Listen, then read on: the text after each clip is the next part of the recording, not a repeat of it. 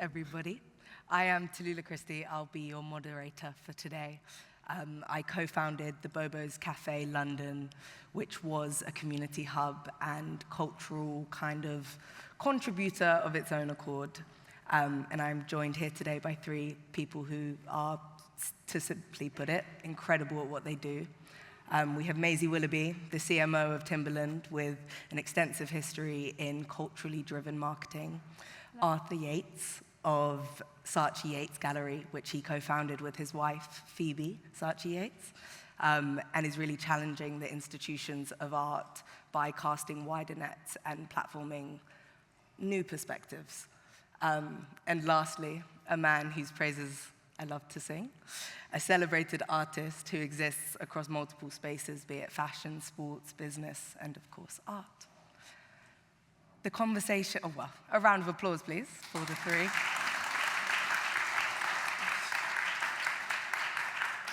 The conversation at hand, to collaborate is not to siphon, is a hopeful sentiment, because I think so often collaborations can go wrong. And the relevance for having this conversation is rooted in asking contributors to understand the creatives, communities, and respective cultures that they are profiting from and playing with when they enter into new spaces and target new audiences. To kick us off, I'd simply like to ask why it is these three feel a need to collaborate, be it within a brand landscape, an institution, or as an independent artist. So I'll throw that to you first. So I think that, my current role as Chief Marketing Officer, it's from a brand lens vital to, one, include communities that have made the brand what it is, but also have their communities partake in the brand in a bigger and more front-facing way.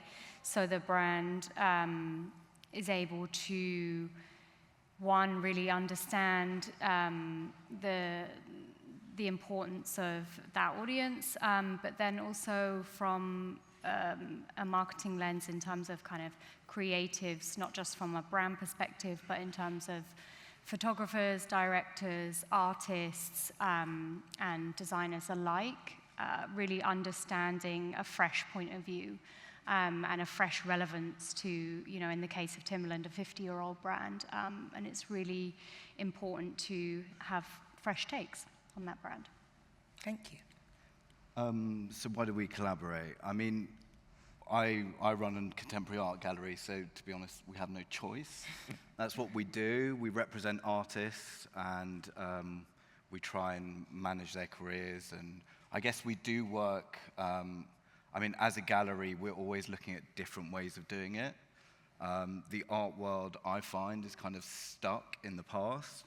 And we're always looking at different ways of innovating. So, for example, at the gallery at the moment, we have an exhibition that Ismail French, the makeup artist, has curated.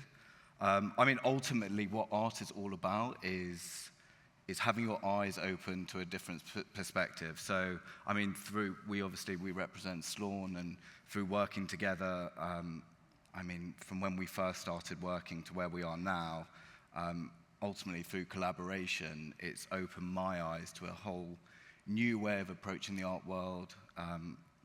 The great thing about my business is there are no rules, and you can really, you can spin it any way, which way you want. So to answer the question, why do we collaborate? We have no choice. And you? It depends what you mean collaboration. Like, a lot of times I'll just do something without asking. So it depends. If it's like, I don't collaborate because, I feel like now that I can self-fund a lot of my projects, I'll just do it myself. So okay. If I'm trying to reach out to Remote and they're not reaching out to me, I'll just make a suitcase myself. So it depends. For me, collaboration is not like, I think it's possible to collaborate with people, but not possible to collaborate with entities, because then it's then a widespread information pool of yes and no's.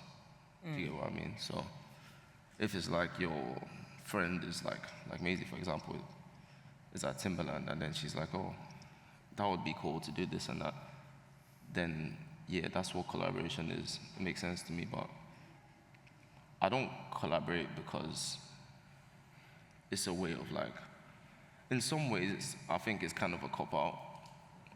If I had all the money in the world, I don't think I would collaborate with anyone. So Fair enough.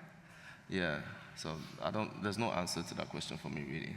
But I think you speak a lot about inviting a certain degree of chaos or conversation into your space while you're creating, be it your studio or a gallery, and how that influences the work. So without it being an outward collaboration, the process of creation is inherently somewhat collaborative? Yeah.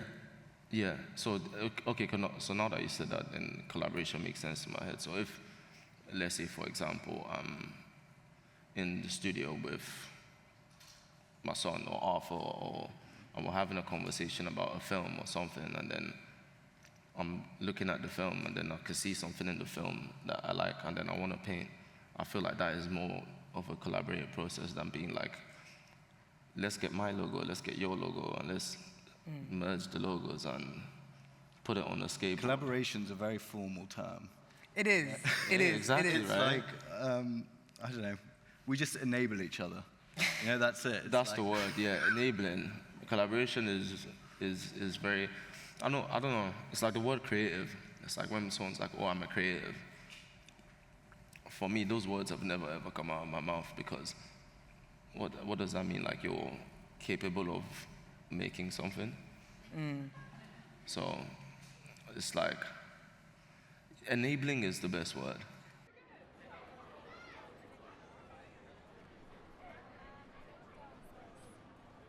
Enabling is interesting because I think when you look at it from a marketing lens, there used to be advertisement in the sense of you had a race car, I have a brand, I'm going to put my name on it, and that's an exchange, and we are symbiotic and have a joint ownership of what that car then goes and does. But I think what Timberland does really well is enables its collaborators to maintain ownership over the work, more so with the creative collaborations that you do. I think that when first of all, there's a spectrum of reasons why you might be collaborating. I think that at Timberland, we've been looking at it in a very different way to a lot of other brands in the industry, and it's more about a shared value or a shared attitude. You know, if you were to read the Timberland brand book, it's about being kind of unapologetically, you know, self-expression, etc., which sounds quite, you know, formal in regards to a brand book, but honestly, like, Slawn was the epitome of all of the things that when you think about even the brand and the product and that iconic yellow boot. When we were shooting that it was my first campaign with the brand, but a couple of years back, it was kind of like, who is going to embody the brand or personify that boot in that attitude? And Slawn's authenticity meant that he was a perfect choice for us.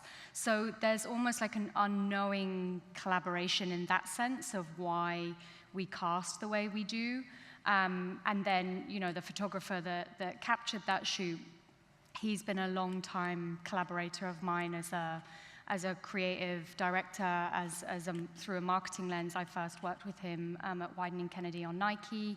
Then he shot that campaign for us at Timberland. And I've shot a few other things for him whilst I was in other positions at other brands. And there's a collaboration there that made a lot of sense, not just from a visual art direction perspective, but also from an attitude and a self-expression. And that marriage was a collaboration between kind of Slawn, Jamie Morgan, the brand, my perspective as a CMO, the team's perspective from casting, as I said. So that is it wasn't like we all sat down and shook hands on what this was going to be as a collaboration, but it was a natural fit that felt right for each of the parties. And I think, like, as Slawn's saying, like, I don't think you just work with any brand, right? There has to be a synergy of what you're feeling or thinking at that time from both parties for it to work. So that's how we look at it, where as opposed to, right, who's going to sell us the most product? It's not necessarily about that. I think there's got to be a real standard of shared values. Thank you.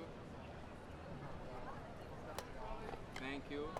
Talking of shared values, Arthur, in terms of the way you find and pick what artists you're willing to Yeah. I mean, that's exactly it. It's like,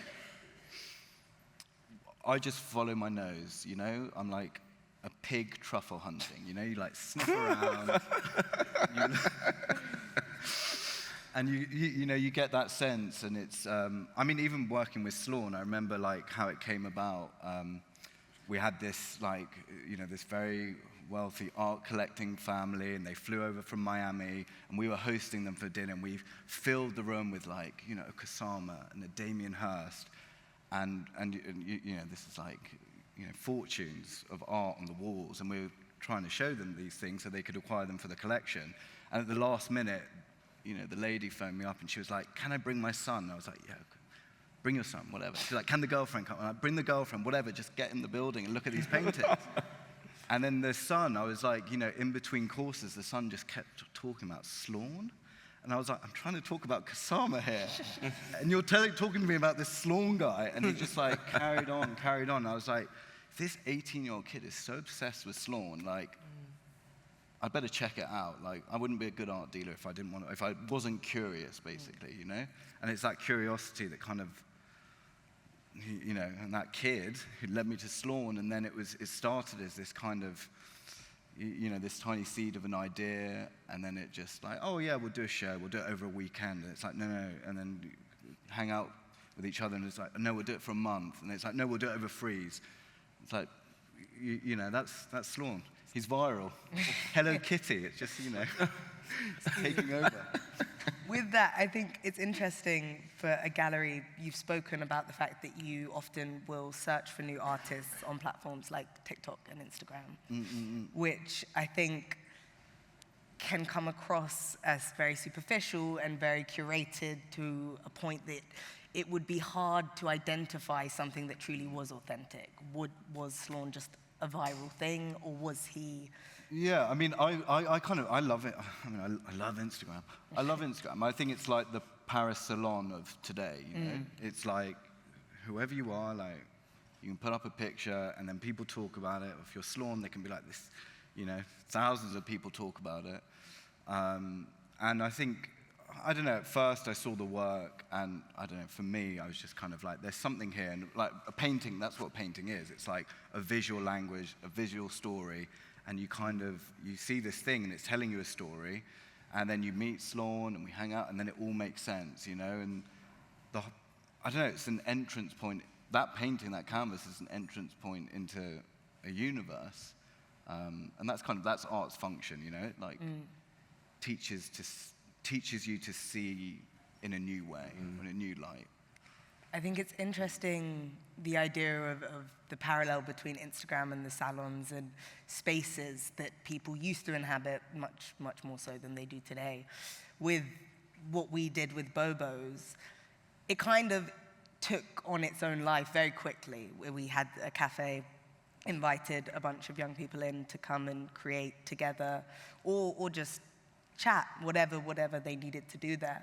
But we definitely saw these kind of ecosystems very quickly develop. And then within those ecosystems, you see crossovers and collaborations that couldn't exist through something like Instagram. Not to say that that's not a great starting point, but just that the physical spaces do that in a very different way. And I think what brands hope to do, and when a collaboration is successful, is have the effect of the collaboration embodied in a real community and in a tangible way. And I think as a gallery now, it's like you're competing with Instagram, right? So when you put on a show, I don't think it's enough to just walk into a sterile white gallery. It's like, I only want to put on shows that I want to go to. And that, you need to like, you need to entertain people. It's like, otherwise they may as well just sit on their phone on Instagram, you know? And I think that's also what's changed. It's like, for us as a gallery, so, I mean, for example, like last night, Ib Kamara like launched his album at the gallery. We have like Mongolian throat singing, or like, you know, nothing's off limits. It's like, how do we entertain? Like, well, I think that focus on community building is so integral to this. Yeah, and that's what it is, right? It's like people being able to be part of a community, and it's very similar to Bobo's, I guess, what you. And I think a created lot there. of Slawn. What is interesting about your career is obviously you are an artist, but you definitely span across multiple sectors, which I think to some or to an untrained eye may seem random or unrelated, but a lot of those connections have come from very authentic and like real life communities. I just wonder how much of your career and of the success of your work you contribute to being actively engaged and immersed within real cultural settings. No, I don't think it was ever really about the work, but what the work opened doors for, really. I don't think it was ever about the work. Like, I don't look at my paintings and think, oh, this is the most phenomenal shit I've ever seen. No, it's not that. It's the doors it opens, really. It's more like when it comes to you. So let me give you an example. Yeah, someone might come across, and this is just a polarizing effect. Someone might come across my Instagram and be like, "This is the dumbest thing I've ever seen," and why are people looking at it? So the reason why this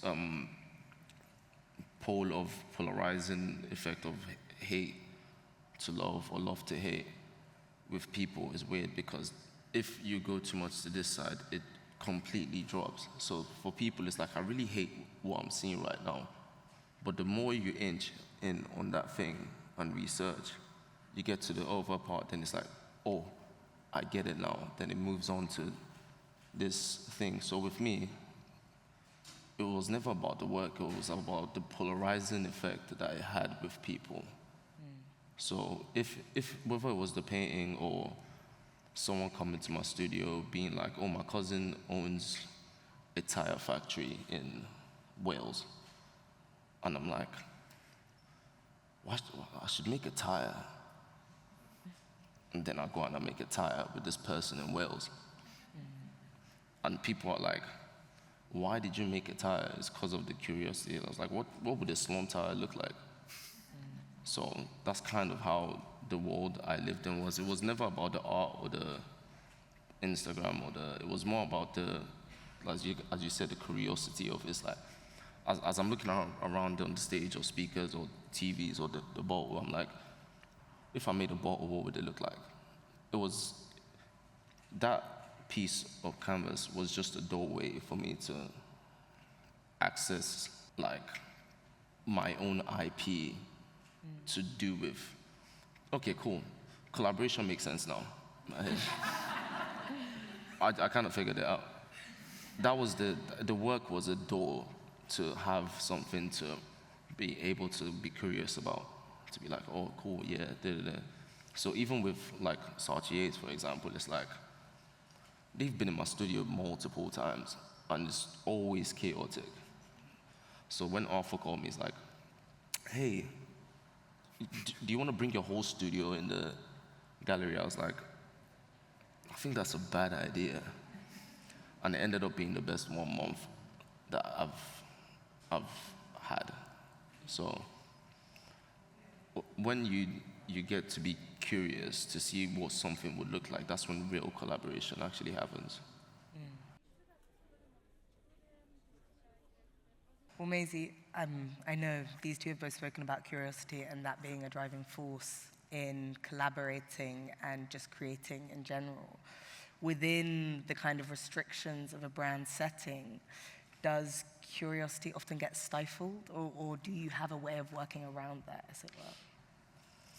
It's a really good question. I would say that, you know, the truffle pig reference is pretty spot on as to how these ideas will start and form, as I always follow my intuition, and it's often, especially when you get kind of brand side, especially multi-billion-dollar brands, you have to try and explain sometimes why. And often it's really an intuition, and you're either going to get it or you're not. And until you do it, other people won't get it, and that's okay. And you have to have a confidence in that intuition or that curiosity to lean in and trust it, because otherwise I think my aim is always to try and do something that's not been done before. I don't want to work with the person that everyone else has worked with already, or I want to be the first to work with that person, or they're an up-and-coming artist, or there's someone that is surprising. And that can be very stifling once you take that back, to the wider teams, whether, I oversee a global organization, I have regional counterparts. Sometimes it might be hyper-local to one region and not the others, and then you have to try and do the work to explain. And that can be tedious, is the long and short of it, but you have to just understand there's a confidence in that intuition, and once you've done it, people will always see the payoff. So I think it's really just trusting in that curiosity, trusting in that intuition, and going with it. I think you touched on earlier the fact that the profits might not necessarily be the driving force in why you collaborate. Is there kind of an internal transparency of, I want to work with this creative, it's not going to generate much sales, we might even lose money with it, but championing this goes into the world building of the brand? Yeah, absolutely. I think that, outside of kind of director, photographer, artist collaboration, we do collaborations on product. And I think there's different ways of looking at that. You might start that conversation around, we have a new style that we want to introduce and we need someone to validate that product. And that's more of a kind of product and business growth strategy. I would say that for marketing, that stuff's the easy stuff, right? Like we can pay someone to validate. We're still going to work with someone who has those shared values, but I like to look at it in a slightly different way, through the lens of relevancy and resonance. And yes, that there may be no product associated with it, or there may be a very limited product associated with it, and that has a huge halo effect on the brand down the road. So I think there's different ways of looking at collaboration with different objectives. There's the commercial, but then as you're referencing, there's a validation that I think is essential in this day and age for a brand to take part in. Like I said, Timberland is a 50-year-old brand, and that one yellow boot has been the staple. It's our icon, but you need fresh voices to come in and do different iterations. Our Louis Vuitton collaboration, we didn't sell it, but I think the power of that collaboration is undeniable in the success of the brand today. So it's incredibly important, and it just takes a little bit of time sometimes to explain why, no, you haven't got 50,000 pairs of that shoe to sell, because it's more than that, and that's worth the same thing in the long run.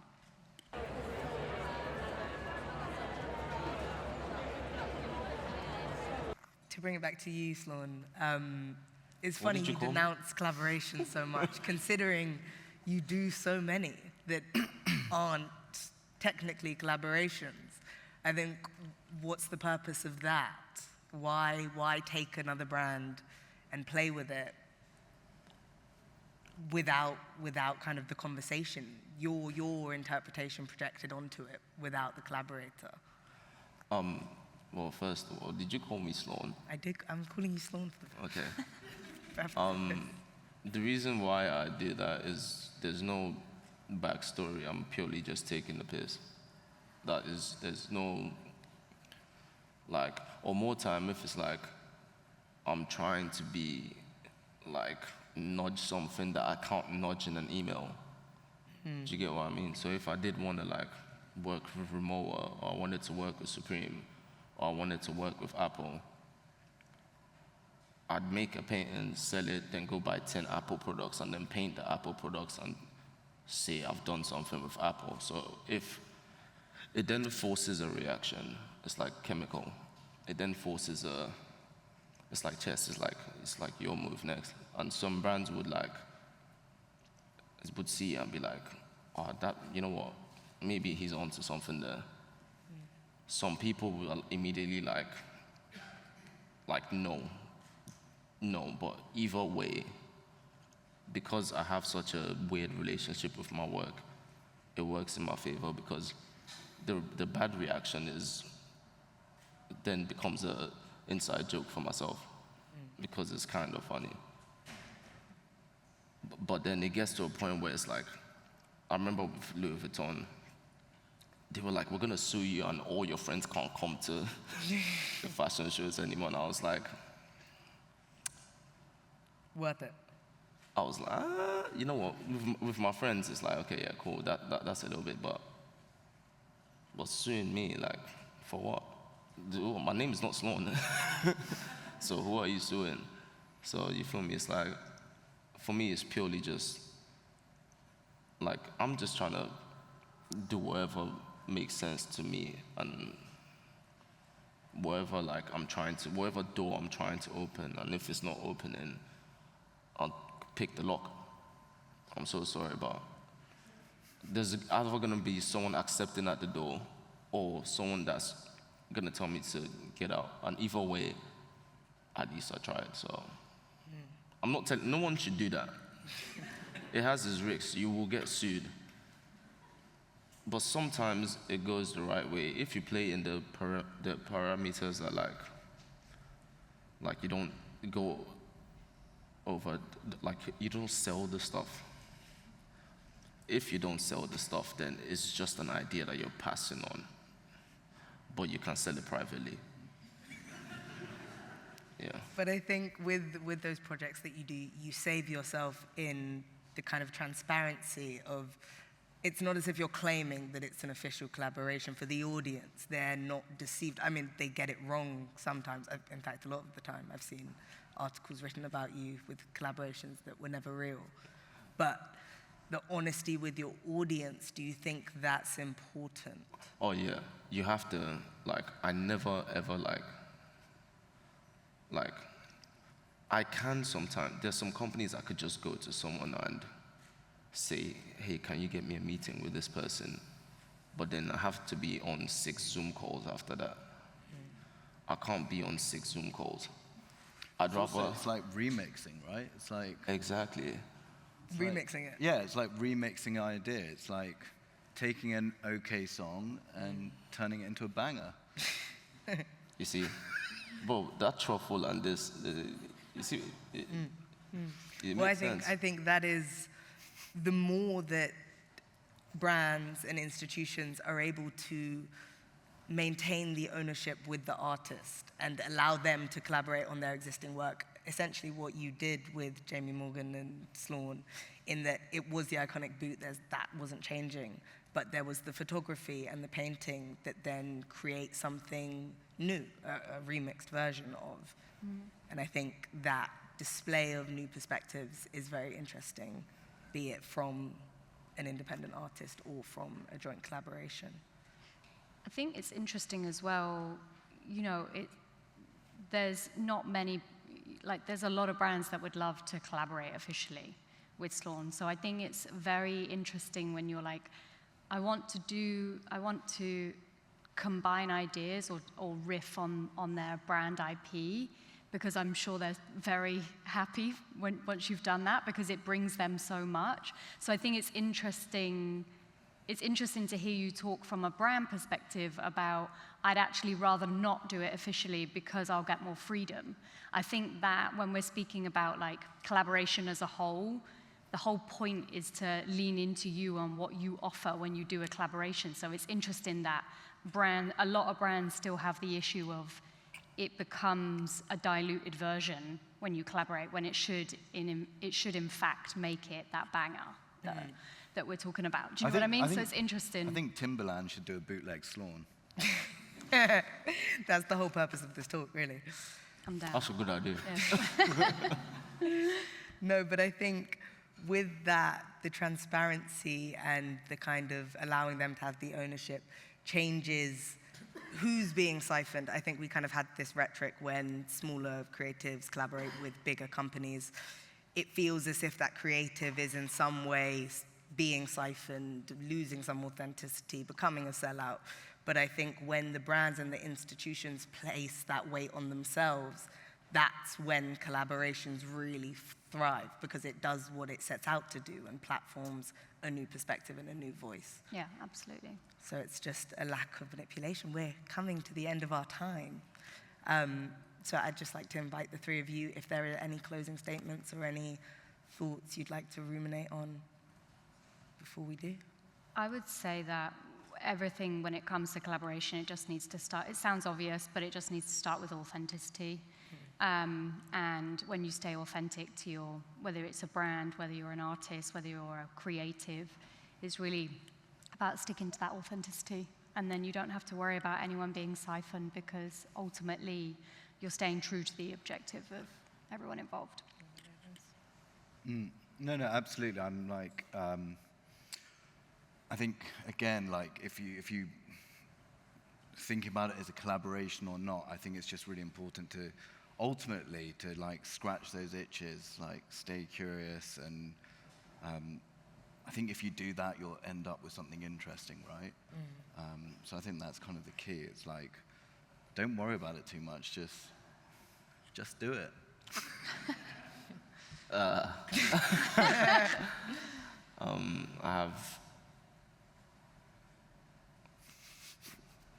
mean, that Timberland idea is great. So maybe we could and then we'll sue you. see what's happening. Yeah, I mean, yeah, just do it, but with sense. I'm not gonna be in, any statements I've made here today at your own risk. So yeah. Well, yes. Thank you so much for joining me, and thank all of you for joining us.